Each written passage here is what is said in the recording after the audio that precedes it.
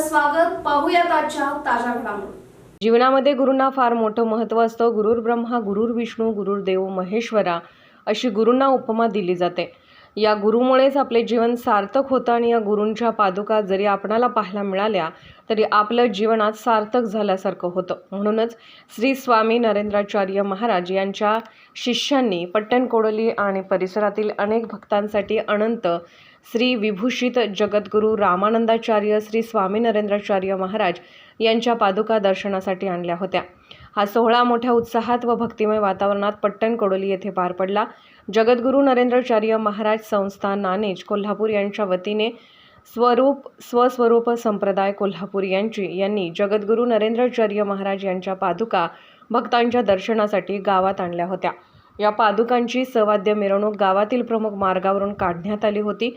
यानंतर श्री विठ्ठल बिरदेव मंदिरातील भंडारखाना या ठिकाणी या पादुका दर्शनासाठी ठेवण्यात आल्या होत्या.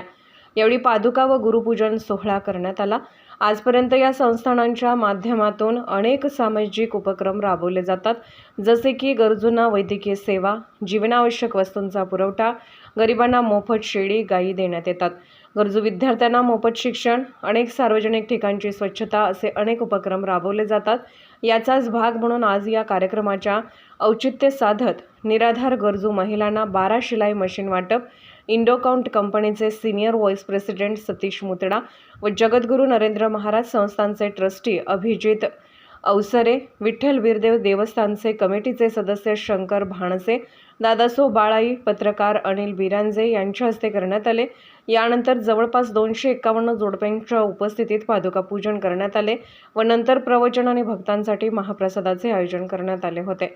या संपूर्ण कार्यक्रमाचे आयोजन शीतल मोटे, विजय कुमार पाटील, अमित लाड व स्वस्वरूप संप्रदाय कोल्हापूर जिल्हा यांनी केले होते. SB न्यूजसाठी पट्टणकोडोलीहून सौरभ बिरांजे. राजकीय, सामाजिक, आर्थिक असा सर्व घडामोडींचा आढावा पाहायला विसरू नका SB न्यूज चॅनल आणि नक्कीच सबस्क्राईब करा.